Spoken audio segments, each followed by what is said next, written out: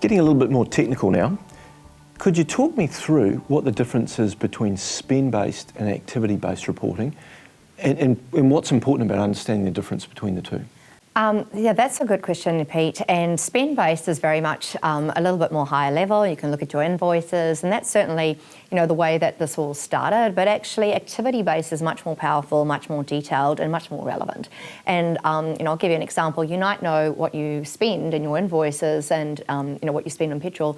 And there was a great example that Google did around planes. They spend this much on petrol, but they can actually use AI to look at the activity of how those planes went and really measure how they can reduce carbon emissions. So you're still going from A to B, from one place to another. You're still going in the most, using that same amount of petrol, you're spending the same money, but the vapor trail that was leaving of carbon emissions can be reduced by AI actually measuring your altitude and making you dip up and down as you're going to that destination, and just slightly changing the destination route for a significant difference. And that's just one example of how activity is much more powerful than just measuring your spend-based approach. And those are the requirements that the regulator's wanting to see from a mandating perspective. So for businesses that are in this, really they should be focusing on activity-based measurement, because that's the format that's going to give them more accurate, more meaningful data from which to base their decisions and their plans.